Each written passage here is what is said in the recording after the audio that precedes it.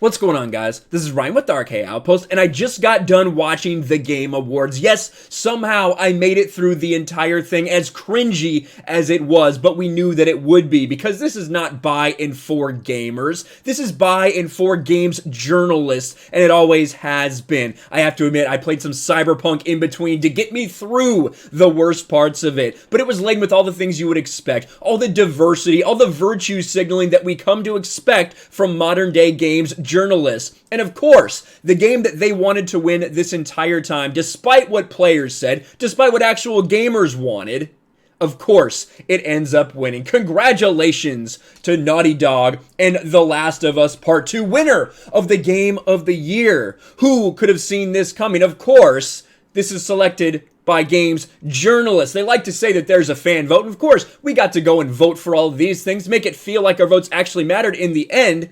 But in fact, when you go through all of these games, the fan vote, that equates to 10%. The fan vote is 10% of the total. 90% is voted on by the jury. Who is the jury, you ask? Well, of course, you can check it right here. Who's the jury?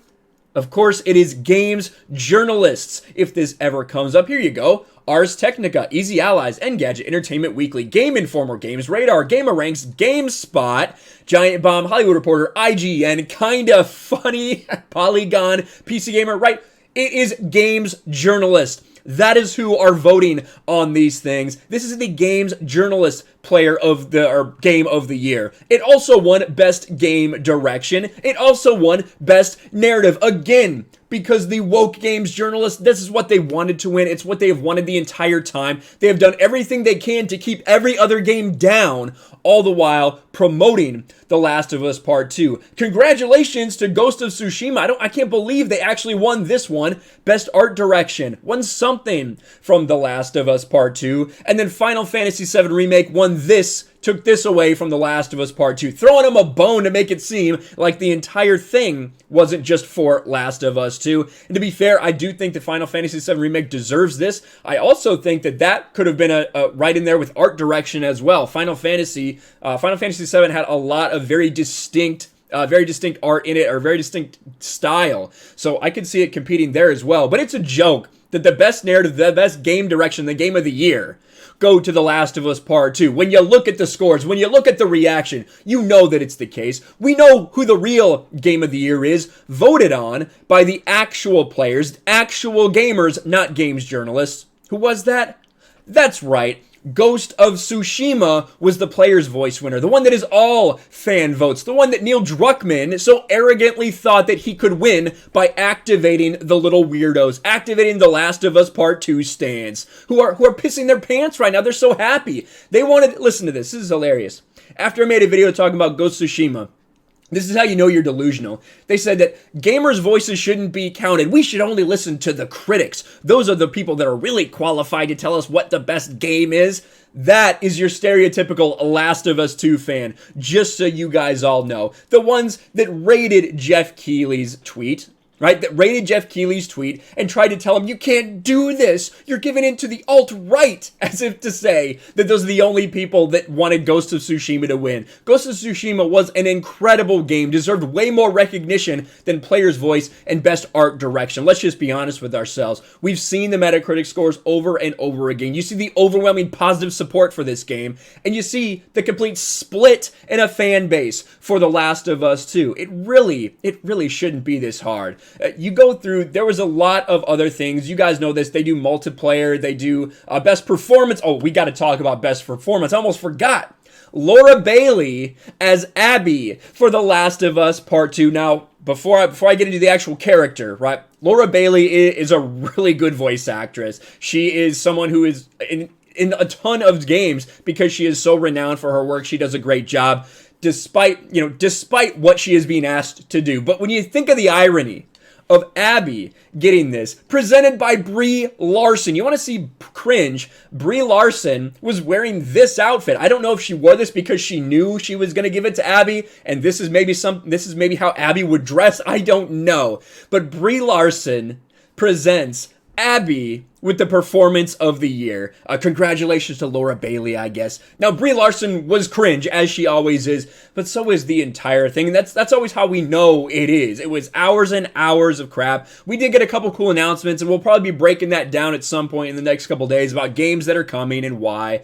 But when you look at all these games, Hades did get some best indie. You know, Hades, people have been talking so much about this game. At least it won something. I'm glad for it. Among Us with a couple victories. Fall Guys. Half-Life Alyx wins best VR. Now, from everything I've heard, Half-Life Alyx has been severely underrated by a lot of people. Probably should have got more recognition than it did, unfortunately. Last of Us Part 2 gets innovation and accessibility. Congratulations, The Last of Us Part 2. And then Hades did get Best Action, so congratulations. Of course, Last of Us 2, Naughty Dog wins Best Action Adventure. You know, you can't give any of these others more than 1 or 2. You really need to give almost everything you can to Naughty Dog so that they stay happy. Games journalists, good job. This entire thing, we knew it. We knew it would be this way all along, so this is not a surprise. I've talked about this for months and months and months, that The Last of Us Part 2 was going to win because the games journalists have wanted it to win. From the very beginning, the support, the coming out against the fans, right? Coming out and trying to mark the fans who are against this as racist, as bigots, as homophobes. All of this shit when they're complaining about, yeah, identity politics in the game and also the narrative itself. So many people out there had a problem with the story that had nothing to do with any of these characters that you forced into the game. But the games journalists were on the side of Naughty Dog. When it came to copyright strikes, when it came to leaks, when it came to everything, games journalists have sided with The Last of Us Part 2 and Naughty Dog all the way through this thing. So it's not a surprise that they side with them at the end, including writing hit pieces against other games, trying to say that the Ghost of Tsushima itself is offensive to Japanese people when the people in Japan absolutely fucking loved it. We knew the fix was in the entire time. This isn't a surprise, but congratulations to Neil Druckmann and The Last of Us Part 2 and Naughty Dog. Let me know what you guys think about all this in the comments below. Smash a like button, subscribe to the channel, ring the bell for notifications, share this video out there, and I'll talk to you later. You're done. You want what I want, right? End it. Now.